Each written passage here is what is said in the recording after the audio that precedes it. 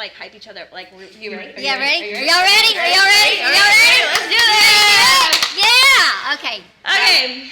Come on in, guys. Okay, here we go. Welcome to Pacer Nursing Power Hour Live, your go-to spot for real tips and real talk in the world of nursing. So plug in, scrub up, and let's go live. This is Pacer Nursing Power Hour, where students go to get powered up. Why didn't y'all sing it? Y'all know it. I'm very disappointed that you didn't sing it. Come on, audience, let's go. I did it once, and he told So me to keep welcome it. to Pacer Nursing Power Hour. This is our first live episode. Thank you all for being here. It's our mission to, as Pacer Nursing Power Hour, as co-host, to share with y'all honest conversations where we grow, laugh, and just learn things together. Today, we really are very excited about our special guests. You know, this is the first time we've had two extra, and we are very excited about this today. We have Jamel Hodges here with us, and Cheryl Lindler, and we're going to let them tell you about themselves. I'll start since I have the mic. So I'm Cheryl Lindler. I'm with the Counseling Center here on campus. If you don't know where we are located, we are the building in parking lot C that sits between B&E and Ruth Patrick Science Center. We're the one-story building, the only building there that's one story. Disability Services is on one side, we're on the other, and then on the back side of that building is where the Scholars Academy is, Aiken Scholars Academy. So we are free. You can come in and see us at any point in time for any reason. 5 appointments, but any time that you are really stressed out and really need to talk to somebody, feel free to walk in and we'll make that happen, a face-to-face session. There's no limit in terms of number of times you see us, so some students may come in and have a specific issue and see us 4 or 5 times, and maybe that's it, or maybe they come back a year later. And then there are some students I've seen from the very first week of their freshman semester until they graduated. So use us when you need us. We're happy to see you. Okay. Thank you. You're welcome. And as she mentioned earlier, my name is Jamel Hodges. I serve as the Dean of Students here at USC Aiken. Also serve as the Title IX Coordinator and Civil Rights Coordinator for the university as well.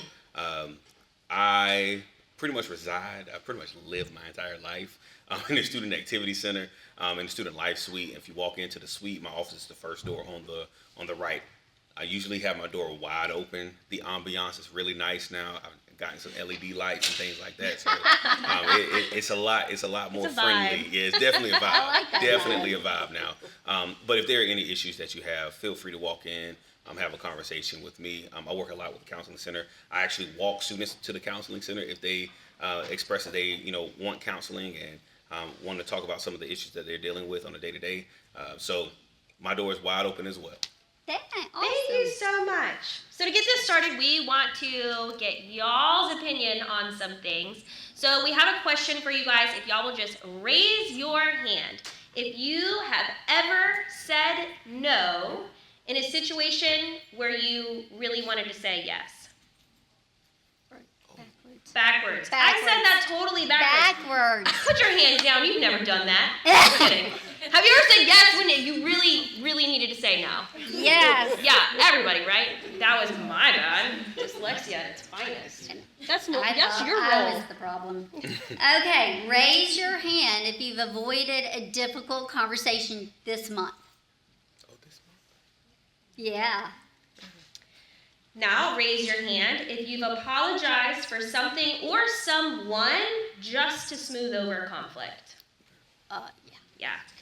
Absolutely. We're right there with you. We're right there with you. So today we want to discuss why do we even put up with things or situations that don't serve us, whether it's here on campus, in your job, in the classroom, in relationships, or even just with yourself and your own habits. Okay. So, have you ever seen anybody Jamel, we're gonna start this conversation with you. Let's set up some little background and gut. So we're talking about talk shift, right? So the shift, how we create a new shift. But first of all, we need to talk about what's happening now, right? So have you ever on campus, you are in the perfect location to see a plethora of students on a daily, probably hourly basis. Literally. So have you ever seen any students push themselves so they think, like they're going above and beyond way too much and they're really facing burnout? Do you see that?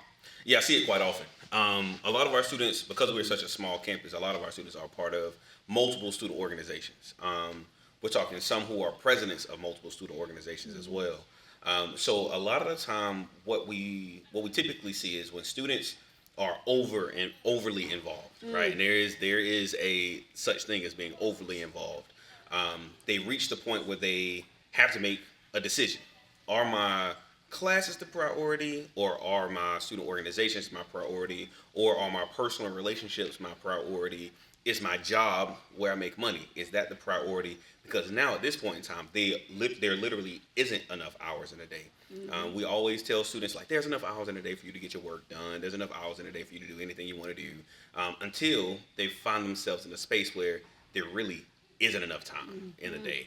I have 3 meetings for 3 different student organizations, and I have an 8-page paper due, and I have to go to work because I'm paying my own rent. And so there's a lot of things that students deal with on a day-to-day that we may not see, but there's definitely a such thing as burnout. I mean, we've seen students reach their senior year and they just go ghost, right? Wow. They're really involved their freshman, sophomore, and junior year, again, overly involved, and then in that senior year, they're just like, I've done enough, I've done it all, I'm done.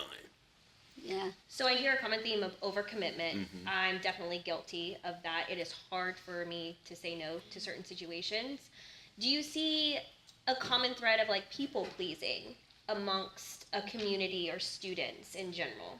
Absolutely. I think we see students who are finding themselves in college all the time, right? In college, that is the time where we are told that we are finding ourselves. You're going to find exactly who you are, what you like, what you don't like.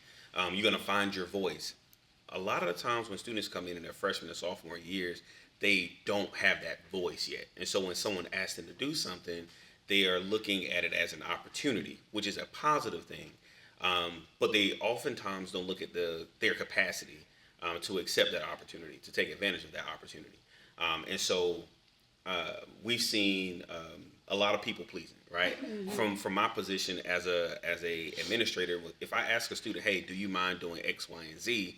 I then have to tell them, you do not have to say yes. Yeah. You literally, just because I'm asking. So true, though. That's a hard lesson to learn. Right. And I'll lay it out like, hey, I'm going to ask you to be at meetings. I'm going to ask you to do this. I'm going to ask you to do that. Can you do it? And if not, it's okay. There's a lot of other students who may have the capacity to do so. I just wanted to come to you because I know you can do the work, but do you have the capacity to do the work? And if not, that's perfectly fine. And so I think a lot of students feel that pressure to please a lot of people, but I think the people who are in those spaces where they have the authority, if you will, they have to be kind of cognizant of the fact that people don't feel like telling you no because, like, you're you, right? Sure.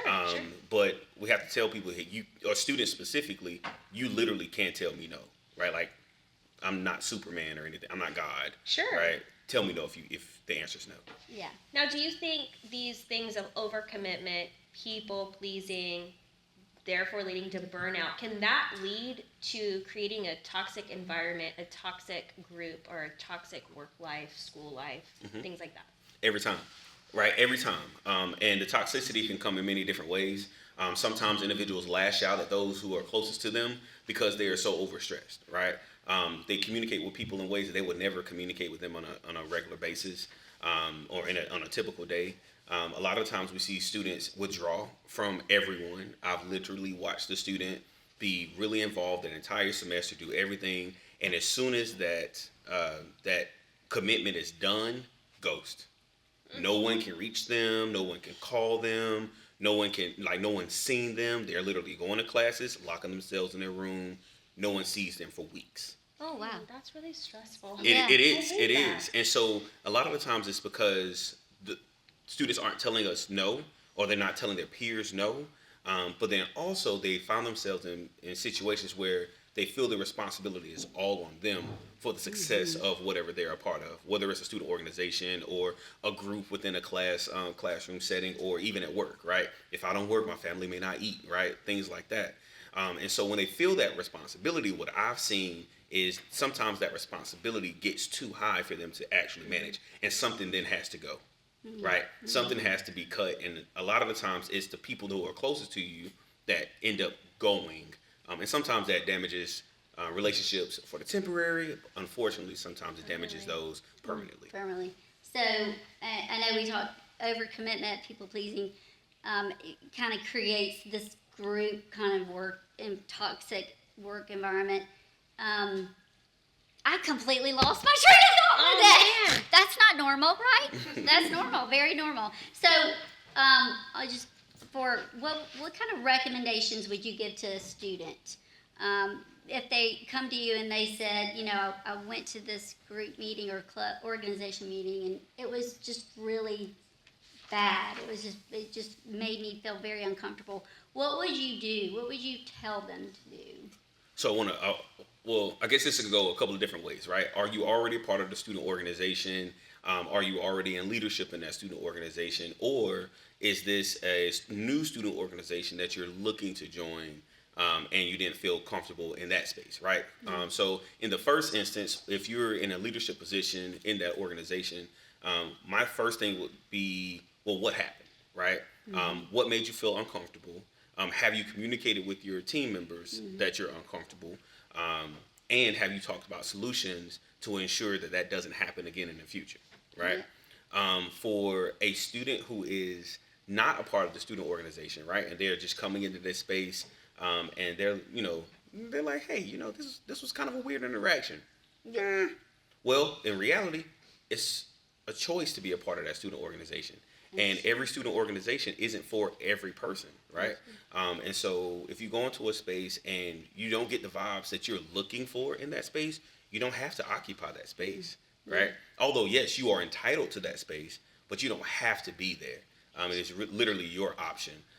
And so a lot of the times it's, if I'm looking at, I'll make up an organization, underwater basket weaving. So My favorite. let's say you, I right. do it on a weekly basis. I mean, yeah. I'm proficient. I have a certificate. No, but if you go to an underwater basket weaving club meeting and you know you're interested in the thing, but you're not, you go to the meeting and you're just not getting the vibes from the people who are there right then. Does that mean that you no longer do underwater basket weaving? No. It means that you continue to do it, but you may not do it with this particular group, which is perfectly fine. Okay, so that brings up a really great topic, the group mentality, and I think, Cheryl, you can speak to this. When you get in a group and, you know, we hope people have individualistic ideas or opinions and voice, but sometimes you see that group mentality shift, and when it becomes that toxic group shift, what exactly is that force? What is happening? A group mentality. I'm not sure that Yeah. I understand your question exactly. In terms of So like one person leads strong and everyone just kind of follows, right. whether it's the wrong or the right thing to do. Right. And you're in a group that you want to be in, but then, you know there's something in the back of your, tickling your neck thing. So the not being able to set the boundaries Yeah. and going, and so a lot of time, why do we not speak up? I mean, that's fear of rejection, fear of not fitting in, of being outcasted in some way. So there's that part where you just kind of go in with, okay, it's not great, but Yeah. I'll stick it out. So how does group mentality, when they start to sway to each other? I mean, I've seen it be really kind of, it's hard to get through because you're like, I really want to be a part of this, but I don't agree with what is happening right now. Right, and it's like everyone's saying the same thing, and you're like, I know you don't have the same opinion, you know? I mean, other than just, if you're not one of those people that's comfortable speaking up, how do we get out of that? So you speak up or you leave. I mean, those are really your two options, and it's hard sometimes to speak up for the lots of the reasons we just said. Some of that fear, but you do have choices. You always have choices. They're not always easy, and our goal is never to have 0%. It's uncomfortable, and you're never going to get to a place where it's not uncomfortable to make hard decisions sometimes. But you do speak up, kind of kindly, consistently, firmly. And if it doesn't change, I mean, you get to leave. You get to leave and not put any more energy into that. So Jamel, I know you are over a large group of people. Like here. all of them. Yeah, They're basically all of students. them. You have something to do with everything here on campus. And you specifically deal with culture and belonging here on campus, from my understanding. What areas do you feel like here at USC-Aiken we have the biggest room for improvement in the areas of culture and belonging? Yeah, I think having conversations. That is the main. That is the number one biggest issue that I see. I think a lot of the times when students are again developing their voice, they're also developing their ideals, right? They're developing their ethics. They're developing all of those different things. And now's the time where students feel very strongly about those standpoints, those viewpoints. And so it kind of silos different student groups depending on what you believe, depending on how you worship, depending on your identity, right? Like there's a lot of siloed groups. And then there's also a lot of assumptions that happen between, from this group against that group, or from that group against this group. But a lot of the times those conversations between those groups don't happen, right? And so, for example, I'll say, this was when I was at another university, not USC-Aiken. I was working in a department, and there was a dispute between this organization and another organization. And the dispute was gaining a lot of steam, I would say. It was a hot topic. Yeah, it was on a very campus. hot topic. And so what the two organizations ended up doing, they ended up completely alienating each other from and the people within, right? Yeah. So if you're a part of this organization, you can't talk to that organization. Oh, wow. And if you're a part of this organization, you can't talk to that one, right? And so what it took to kind of navigate all of that is putting leaders from those organizations in the same room. Wow.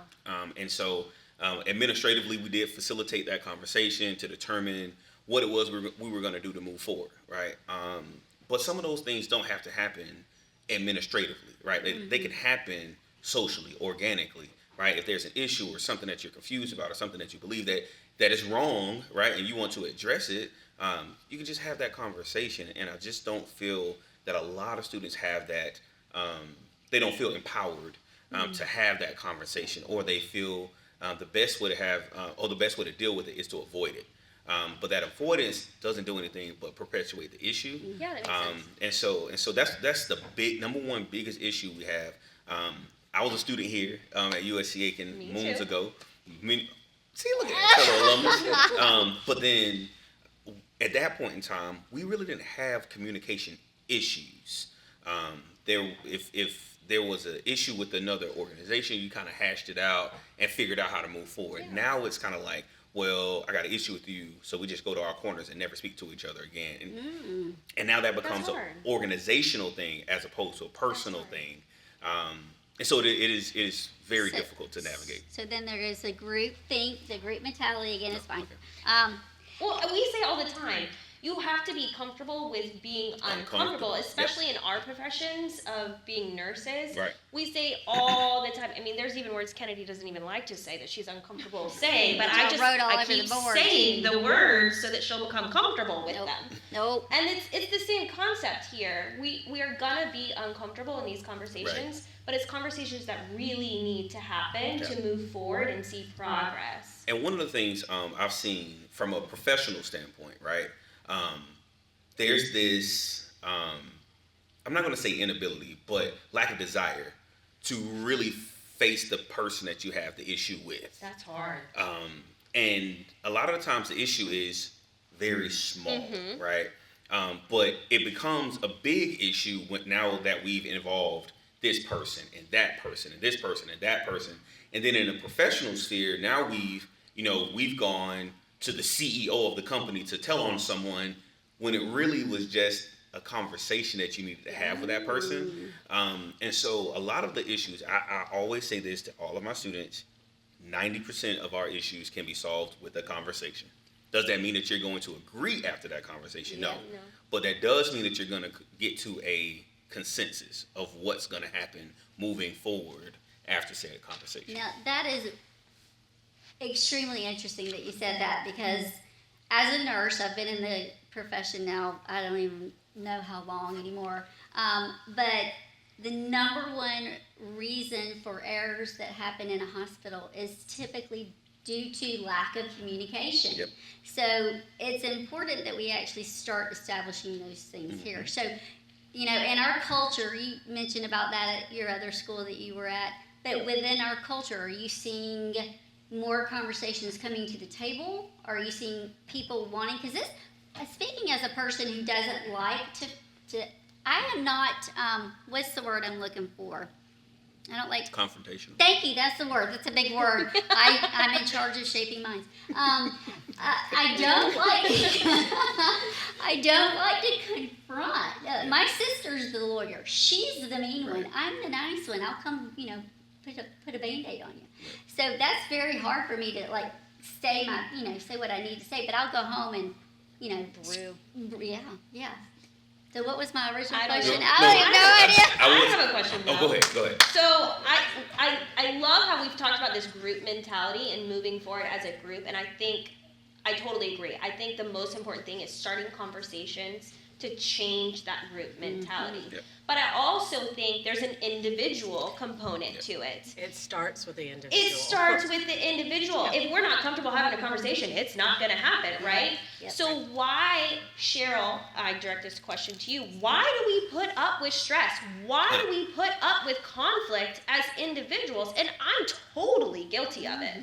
Right, and I started touching on that earlier about that fear, the fear of rejection, of not wanting to confront, but conversations don't have to be confrontational, and there's really a big difference between the That's two. a big lesson. Man, I feel like we need a whole nother podcast. I know. I'm feeling a spinoff. Yeah, A spinoff. All right. Oh my gosh, that was a very Part two. profound. sense. Yeah, I like that.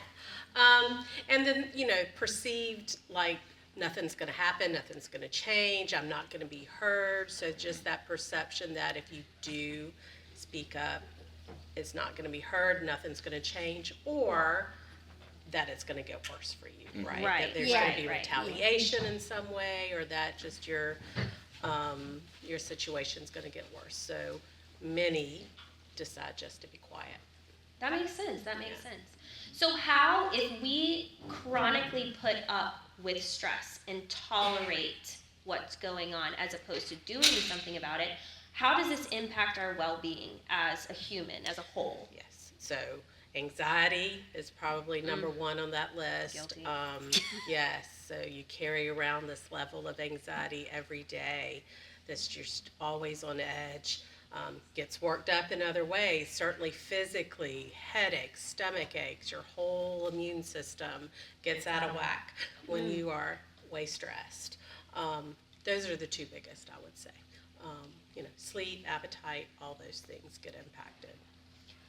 What recommendations do you have to someone like me who is not good at setting boundaries? How can I one, learn how to do that and implement them appropriately?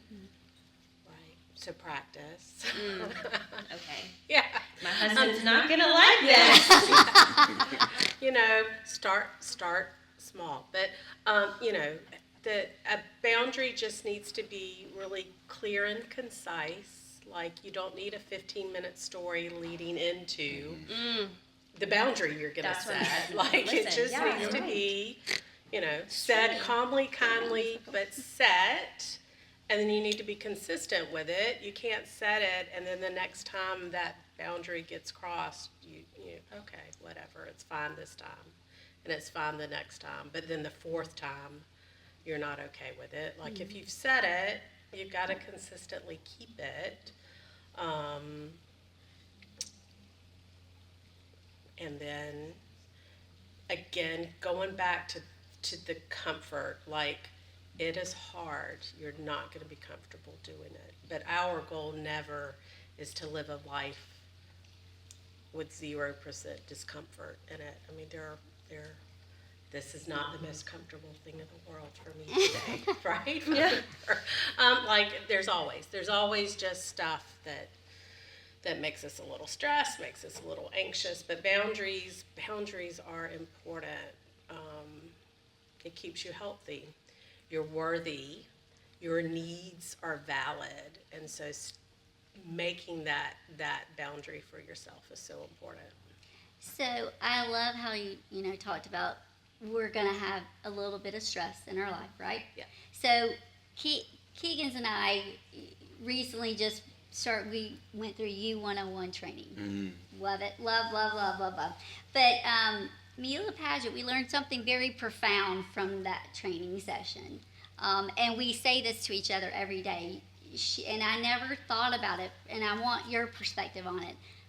She said, stress can be good. It doesn't mean something's wrong with you internally, Right. but stress is something that can keep you motivated. Yes, absolutely. It motivates you to study for the test. And I know I'm speaking to a room full of students who have stress about academics. Y'all have no stress at all, do you? None. Not None. at all. The smiles and the laughs. I like, They won't say anything. Right. Yes, it's what it motivates you to study and not fail, and it motivates you to do all the things.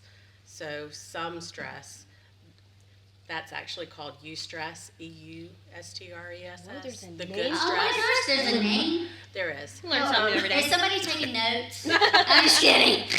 No, really. Wake up. But it is motivating, yes. So Okay, back to you, Jamal. Oh, okay. This is a personal question to an extent. Have you ever been in a situation where you've had to speak up for yourself, or maybe even someone else, to change a situation that was happening? Absolutely. Share more.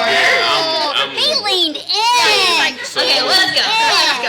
I'm a little different, so I don't mind the different. confrontation. Y'all heard me say that, Yeah, right? I do not. I'm a little special, you know. A little special. Okay, well, wait. You say you don't mind her, but you're so nice. I can't imagine it not being. That's probably why he doesn't mind. Okay, gosh. Well, See, here's the I'm thing, right? horrible at it. Here's my personal philosophy. Pay attention to the words I said. Don't add any meaning to the words I said. Don't add any. There is no extra in or behind the words that I speak. The words are the words, right? So, no. Well, are you saying no because? No, I'm saying no. I'm just saying no. The answer is no. I'm not doing that, right? Okay. And so I think. That makes me feel better about you saying yes. Like this, to be here today with us. You wanted to be here. Yeah. Well, And yes, you did. and that's the thing, right? So I'm the type of person, if I'm not gonna be somewhere, I'm gonna tell you I'm not gonna be there. Thank God. If That's I am, meaningful. and if I tell you I'm gonna be there and I can't be there, I'm gonna tell you, hey, I can't be there. I know I said that I was gonna be there, but I can't. So in the times where I've had to speak up for people, I'm gonna use something very minor. So like in a meeting. Okay. As you can tell, I can speak a lot. And No, I'll I don't talk get that about it. feeling, you know, because we can't relate. but Not at but all. in meetings, right? Like I do have the tendency to speak a lot, right? Like I'll raise my hand or I'll chime in here and there, right? And I always in every meeting I'm in, I always see somebody trying to get in, trying to jump in, and I know that I when I start talking, I'm probably not gonna stop. Like because it's kind of like Again, you get in where you fit in, but once I'm in, I may say, yeah, I have an idea, but I'm gonna let my counterpart, speak first, and then I'll come in after them. Oh, That way, nice. because what I'm seeing happening is a lot of dominant personalities in the conversation, having those conversations, and kind of dominating that conversation. A more, I guess, egregious situation. I mean, in my personal life, we have. I like to have fun just like anybody else. I distinctly remember one time I'm downtown. I'm at an establishment on Broad Street in Augusta, and I see Because there's nothing bad that happens down there. nothing. They're all very That's like high heaven. quality, yeah. No shootings or anything. No, but right. And so I see a young lady. She is definitely intoxicated. And it is like visibly, like she Right. is barely standing up, right? And I see this guy who it doesn't seem like she knows him, and he's like trying to approach her and Oh. like This makes doing me things. so And nervous. so, well, at first I was a little nervous because I didn't know if he actually knew her or not. But Okay. as I observed a little more, he definitely didn't know her. Oh, She no. definitely didn't know him. And so I'm like, I asked her, I was like, yeah, do you know him? She's like, I don't know him at all. Never seen him. And so I'm looking at the guy, and he walks away, and then he comes back, and I'm like, hey man, you don't know her. You can stop touching her. You can walk away now. You can either walk away or I get security to remove you. Oh, Which one I is love it? it. Thank you. Right? And so, Thank but you. I don't feel like, yes, there's fear there, but it's either someone do something or something really bad could happen Yes. that night, right? Right. And so yeah, I don't mind speaking up for others. I definitely don't mind speaking up for myself. And yes, thank you. I am really nice. I was telling somebody that earlier today. Like I'm like the nicest person ever. I said But that too. I'm also, and you can ask my fiance, I'm very decisive, right? Like once I've made my mind up, I've made my mind up, right? Oh, God. And we're not really deviating because I've already weighed all the consequences, all the Gotcha. potential. Like, what if I say this? What if I've already done all of that? So when I say no, it's because my answer is no. You've already put all the thought Yeah. behind it. And if I say Wow. yes, I'm like, yeah, all right, yeah, it works. Wow. Well, I mean, you RSVP really fast, so Yeah. you got some good internal processes. It that- happens really quickly. Yeah. I'll be honest with you. It does happen really Okay, quickly. so have you ever made a decision just like that where you thought, oh God, later, nope, bad decision? Oh yeah. I don't know why it took me so long. Yeah, absolutely. So and I think This that's what. podcast. Yeah, I think that's what goes into like the quick processing, right? Because I take all of my lived experiences; those things happen, right? Like where I made bad decisions, or where I watched somebody else make a bad decision, and so now when it comes time for me to either make that decision again or make the decision for the first time, knowing how others' experiences have been, this is not gonna work. It's not gonna work for me. It's a no for me, dog. Awesome. So I want to talk about ways. We've talked about communication. We've talked about shifting how we think about ourselves, how we think about a group, so that we prevent those toxic environments as a whole from happening ever. So what are recommendations y'all have to shift that self-talk for yourself as an individual?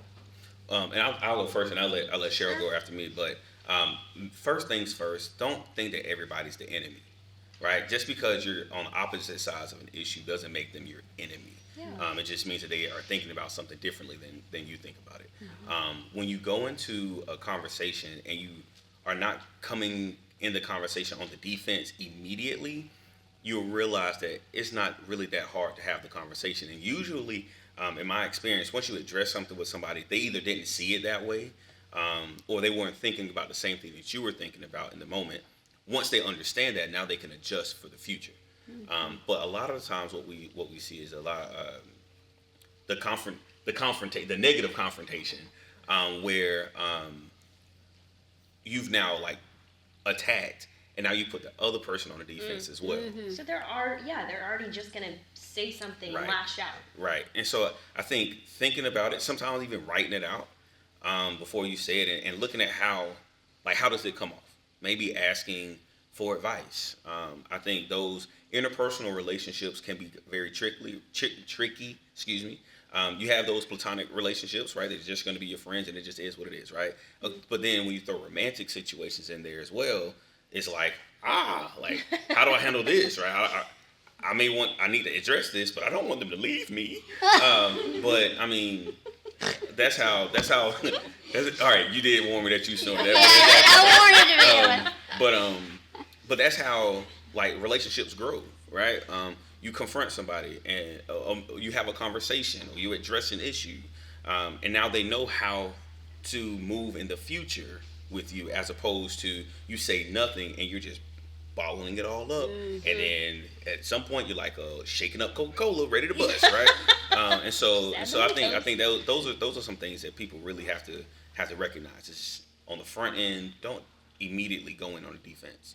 Address the issue calmly, and a lot of times you get your way. I love that advice. So shifting your self-talk, Cheryl. Yes, so I'll go with the internal. Don't overthink it. Don't spend 3 hours of your night with the facial gesture I make really odd facial gestures sometimes, like it means nothing, right? But don't spend all your time overthinking that conversation, because they're not.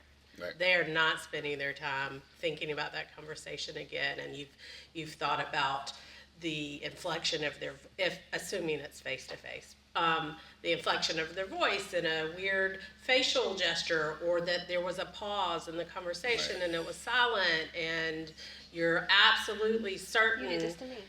Have you been in my room at night? Because that is exactly what I do so much. Yes. Like, You she'll need a wake up different with bedtime routine that 8,000 does not include overthinking. Okay, well, yeah, I'm so sorry. It's I'm so okay, I still sorry. love you. So now I want to move into team talk. How can we shift as an organization or a Campus. work group or a campus?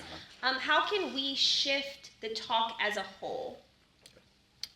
You gotta, Sure, I why not? process a little slower. Well, You I go know, with me the too. fast process, and I'll get it out. I got you. Yeah. So I think one of the things is recognizing that we're all recognizing people's goals. I think the overall goal, and I'm just going to use the university, right? The university as a whole, the goal is to graduate students, right? Like that is the goal, to educate them, to graduate them. There are a lot of philosophies on how that happens, right? We just left, me and Dr. C, we just left a conversation on AI, right? And so right now there are a Hot lot. topic. Hot topic. Hot is an Burning understatement, hot. right? Burning I mean, I feel like you could sing a song about burning it's hot. literally like a I know. Like I'm molten in your pot. brain. I have some 80s songs flipping in my brain right now. But the philosophy around that, right? AI is even complex, and it differs depending on who you're talking to, right? But I think recognizing the overall goal and maintaining the focus on the goal, regardless of how we get there, right? Like some professors are going to be like AI everything, right? Some professors are going to be like AI nothing. If you AI in my class, you're gonna, like, and that's okay. That's what gives professors academic freedom. But I think as a university, once all of the different departments come together and recognize, here's the goal, right? Although this is my piece of the puzzle, right? That ultimately reaches that, or helps us reach that goal. But we're all here for the exact same reason, right? And I think that's the main thing. Like from a team perspective, what is the mission statement? So I'm a part of a fraternity, right? And every time, We gotta know what fraternity. Alpha Phi Alpha Fraternity Incorporated, yes. Okay. And so, Tridel. If you ain't got a date by 8, Tridel. Sorry. and so, like our mission statement, right? The mission statement drives literally everything, right? Anytime that we're having issues or we're having any kind of dispute, we go back to the mission statement, right? Like this is That's what lovely. does it actually provide us the opportunity to develop leaders, promote brotherhood and academic excellence, while providing service and advocacy for our communities. And nowhere in there does it say we require brothers to pay $600 for this. Like, no, that's not a part of it, right? And so And I mean, I can tell you refer to it a lot because, I mean, you know it off the top of your head. I know. exactly, right? Like, but and that's the thing, right? It's the one thing that drives the entire organization internationally, right? That mission statement. And so if we can remember the mission and stay focused on the mission, then I think everyone, even if you disagree on how we get there, everyone can respect because they know that at least you're focused on the mission Right, that that is at makes hand. sense. That is amazing. Literally, I was about to ask, how can we shift good. our culture? That's why I you- gave you that's why I gave you the remote. You You hit it. just told us how we need to shift our culture.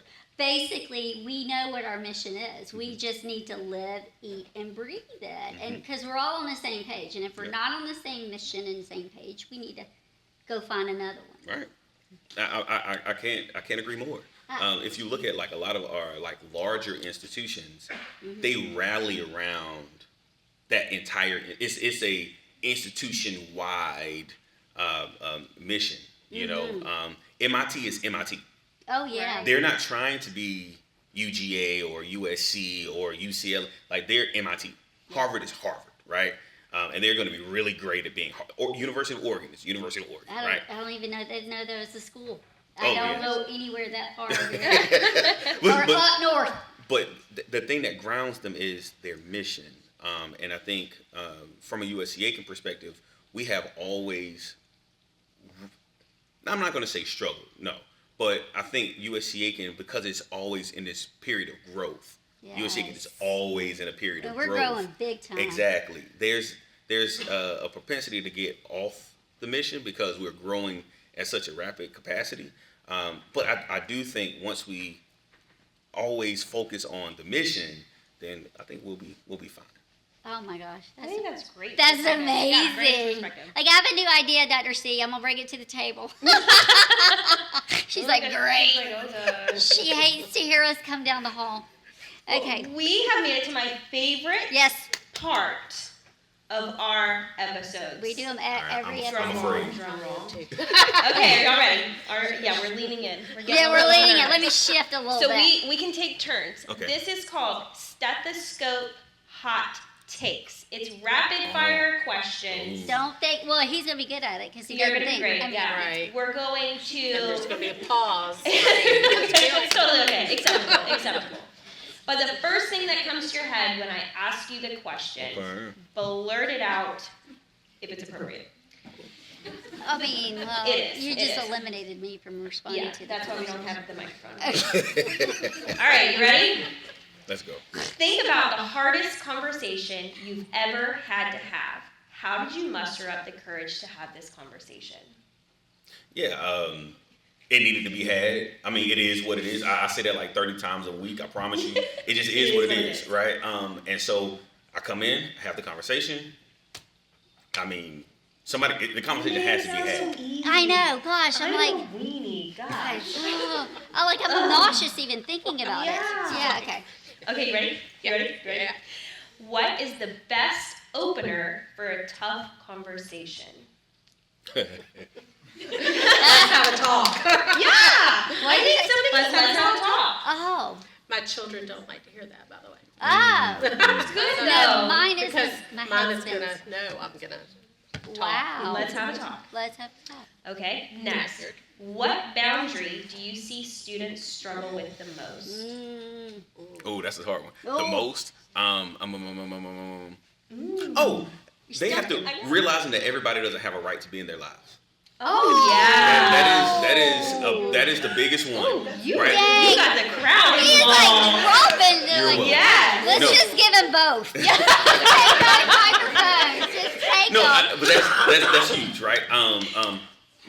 Personal relationships, romantic relationships, like it's almost as if sometimes people feel like, well, they have to be my friend, and I have to be their friend Sure don't. because if I'm not, then the world falls apart. You are literally 18, 19, 20, 21, 22 years old. You will meet 1,000, if not more than 1,000 more people in your life. So true. This friend, you won't remember them, and when you're 37. Oh my gosh. So, well, It's true. You are not 37. I'm 37. Oh my gosh. My birthday was a couple weeks ago. Happy birthday! Hey. All right, last question.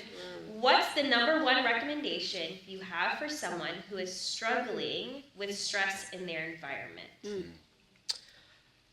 Calming, soothing environment. So 5 senses, we'll just go with that real quick. If you can soothe and calm your 5 senses for 5 minutes, you'll be better. So, what is a smell you like? That can be in a lotion or a plug-in or a whatever, in your study space, in your office space, whatever. Touch, if it's a fuzzy blanket, or if you like your air cold or warm or whatever, your environment, make it calming and relaxing for you, and just all the touches.